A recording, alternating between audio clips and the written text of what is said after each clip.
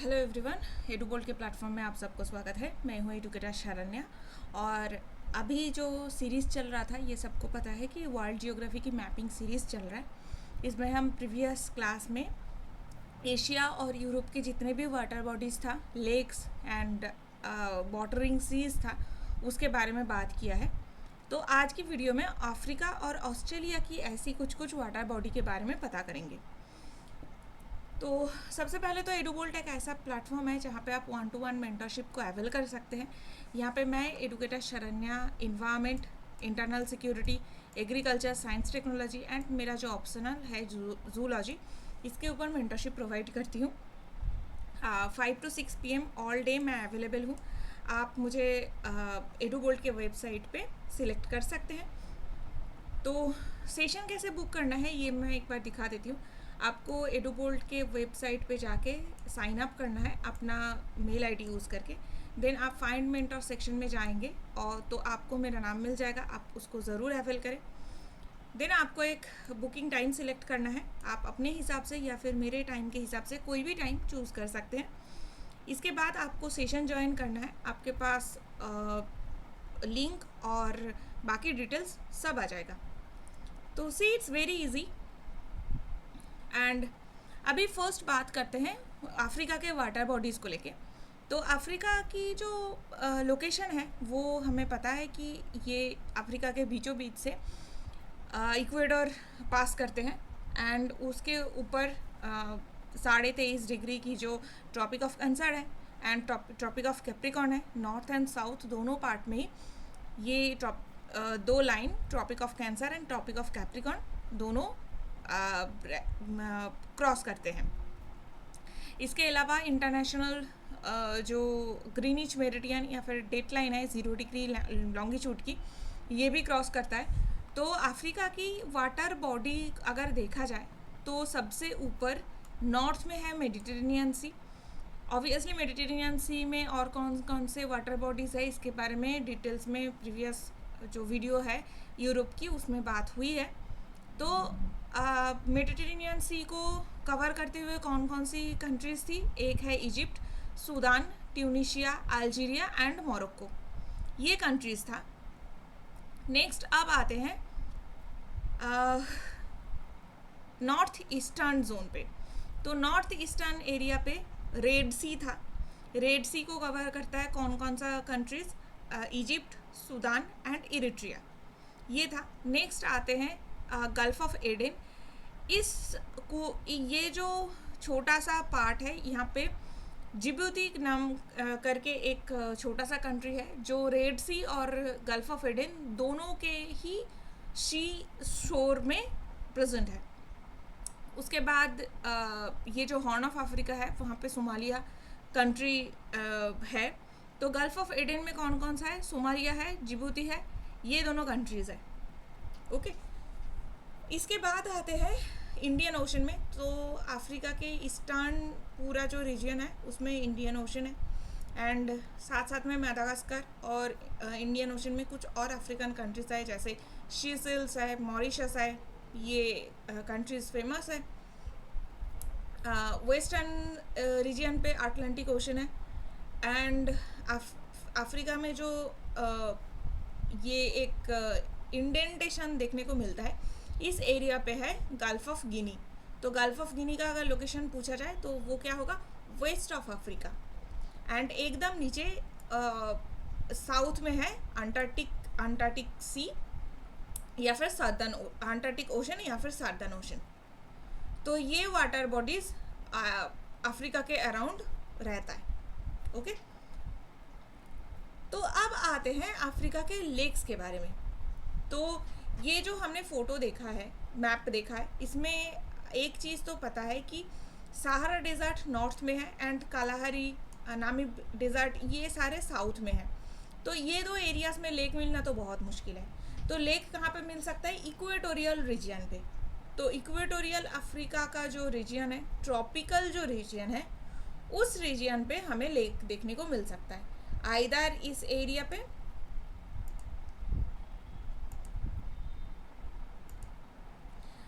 हमें इस एरिया पे दिखेगा या फिर इस एरिया पे दिखेगा। जो ट्रॉपिकल और इक्वेटोरियल रीजन है।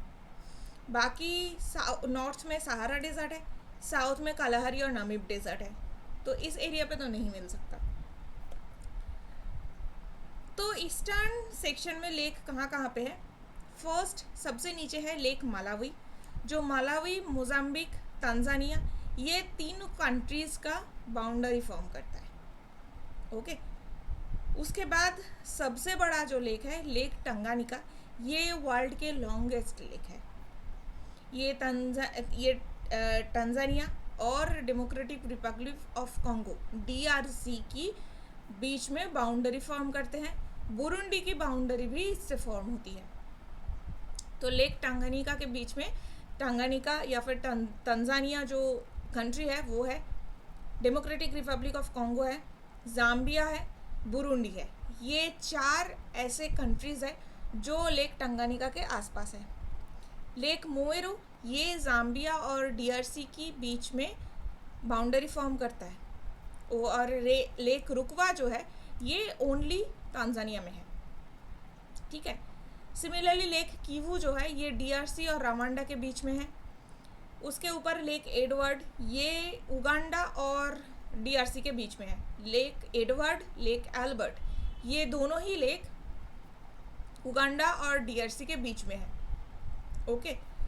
नेक्स्ट आते हैं लेक कायोगा, ये उगांडा में प्रेजेंट है। एंड लेक तुर्काना, ये इथियोपिया, साउथ सूडान और केनिया के बीच में है। ठीक है। इसका मेन पार्ट केनिया में प्रेजेंट है, बट इसका जो नॉर्दर्न पार्ट है वो इथियोपिया और हल्का सा कॉर्नर पे साउथ सूडान तक है।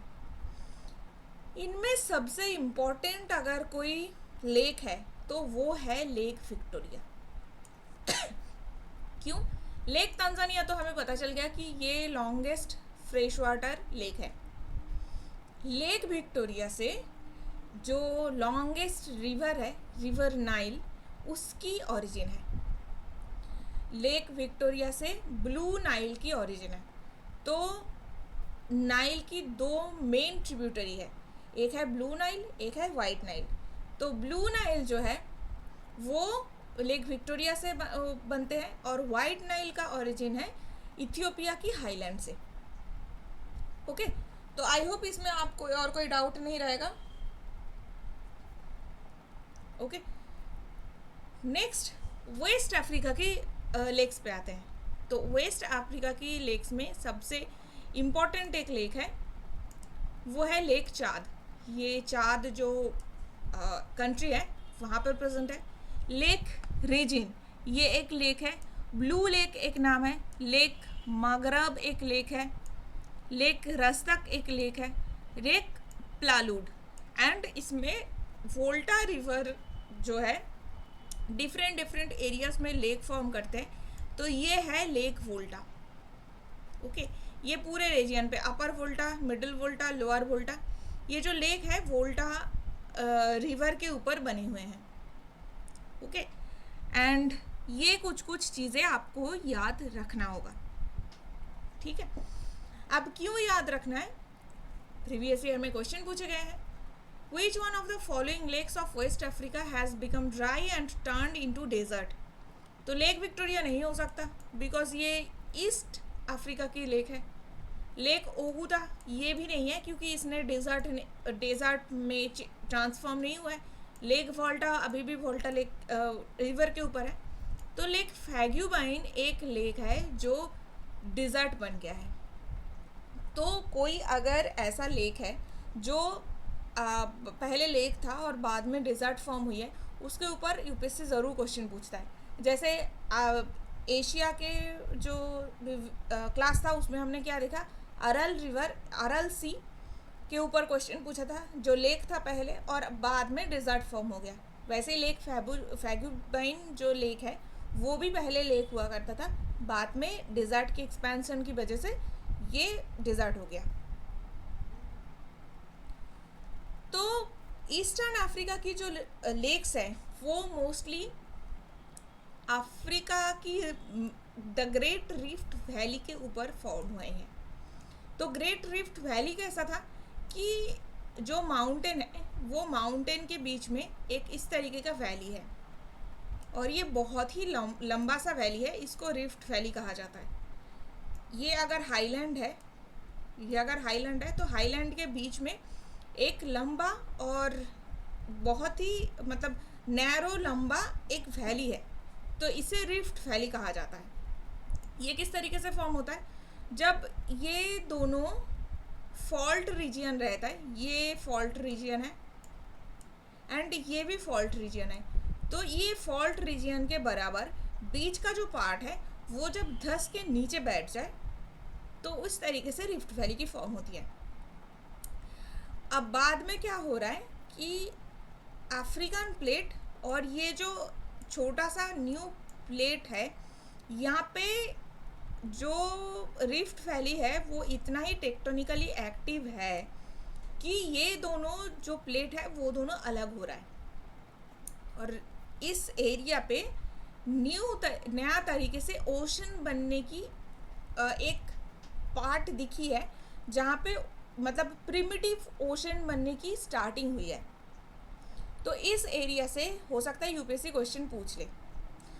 और ये रिफ्ट वैली की स्टार्टिंग कहाँ से होती है, मोजाम्बिक लेक मालावी से स्टार्ट होती है एंड वो नॉर्थ की तरफ मूव करते हुए रेड सी तक पहुँचती है। ठीक है, ये रेड सी को मूव करते हुए सामने इसराइल को थ्रू करके टार्की तक पहुँचता है।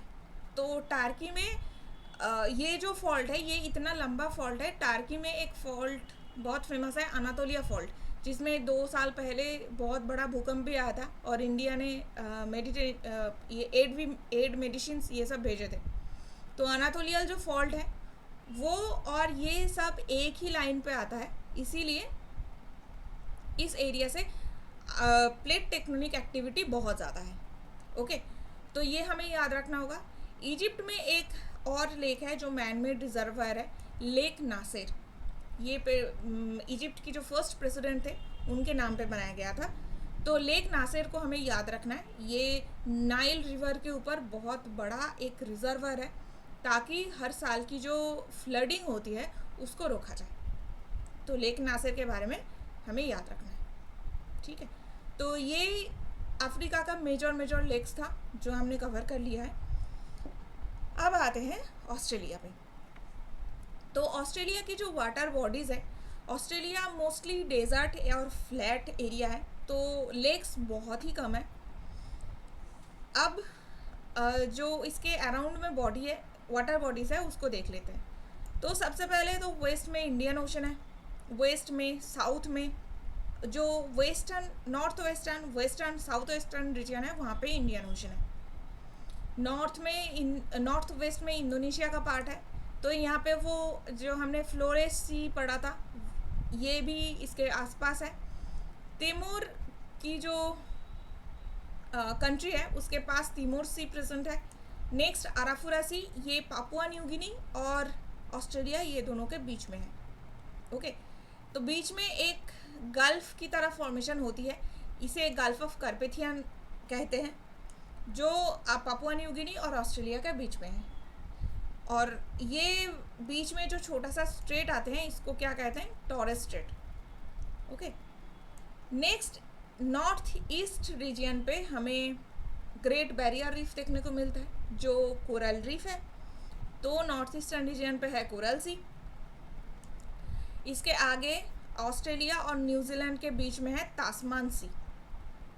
ठीक है, एंड नीचे ऑस्ट्रेलिया के नीचे जो छोटा सा आइलैंड है वो भी तास्मानिया है। तो ये पूरे एरिया पे तास्मान सी प्रेजेंट है। एंड साउथ में अंटार्कटिक सी और साउदर्न ओशन। ठीक है, अंटार्कटिक ओशन या फिर साउदर्न ओशन प्रेजेंट है।